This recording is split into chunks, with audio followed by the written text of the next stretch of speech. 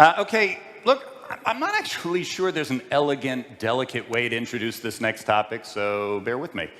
In an era of nuclear threats from North Korea and the looming danger of a nuclear-armed Iran, or even just a terrible accident or natural disaster at a nuclear facility, we have to be prepared for the worst of all catastrophes.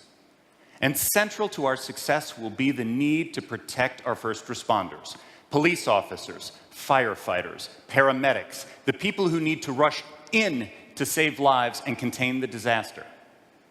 But when the disaster is nuclear, there has never been a way to protect our best and our bravest from extreme radiation exposure. That is, until our next presenters found a way. Ladies and gentlemen, let's welcome out Tamar Nix and Oren Milstein of StemRad.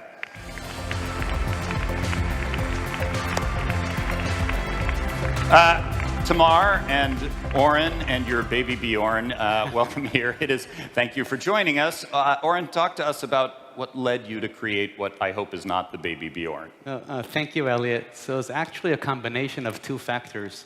The first being my PhD research, which led me to understand that it's enough to protect a small fraction of the body's bone marrow to get survival after exposure.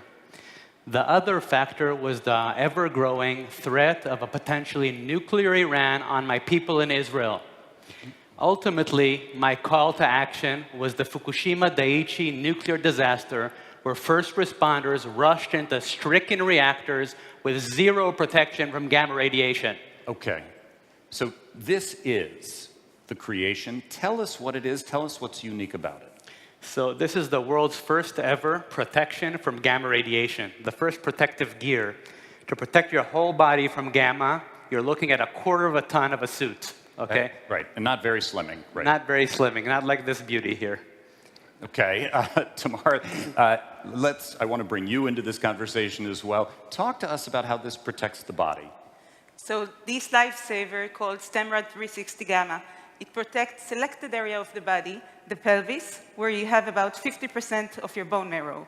And 50% is all you need. Actually, Elliot, a lot less, just 2.5%. If you can maintain survival of 2.5% of your body's bone marrow, you go on to regenerate your whole blood-forming system and survive after irradiation. So you literally, with this device, over time, you can come back to a position where you become your own bone marrow donor. You don't need another donor. You don't need a hospital. You do this on your own. That's right. And honestly, Elliot, had this been available to the Chernobyl firefighters back in the day, many of them would be alive today. Most of them would be.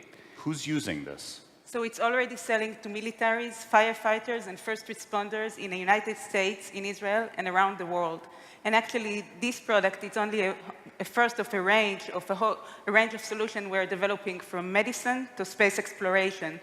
Okay, I'm not convinced everyone heard that, so let me just say it again. I think it is clear the utility for medicine. It's not totally clear what this has to do with space exploration.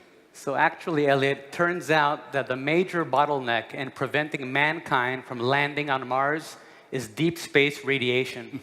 So in a collaboration with Lockheed Martin, StemRad has developed the AstroRad radiation vest to protect astronauts venturing into deep space for the first time since 1972. That's actually, okay, but so I hear you, yes. I heard you got good news this week. Yeah, it's a very exciting week for us. We have a very exciting piece of news to share, that in a partnership with the Israeli Space Agency and the German Space Agency, NASA will be sending the AstroRad radiation vest around the moon in the first visit to the moon since 1972. Just next year, it's coming up. Oren, Tamar, thank you for what you are doing, because you're preparing humanity for the absolute worst, but you are also helping us realize our greatest ambitions. I hope you are unbelievably proud.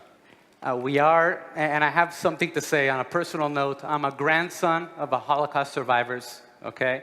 For me, the prospect of a nuclear weapon in the hands of our enemies is absolutely the worst nightmare. On the other hand, working with NASA on their journey to Mars is essentially a dream come true for me. Ladies and gentlemen, Oren and Tamar and StemRad. Thank you, Elliot. Thank you. Thank you. Thank you. Ladies and gentlemen, we had in these few minutes on this stage entrepreneurs and innovators, men and women who are changing the way we see the soil from which we grow and protecting the ground beneath our feet, who are guiding us through the sky overhead and mapping the stars. So when we ask the question, is Israel the best it can be? The answer is not yet, but just wait.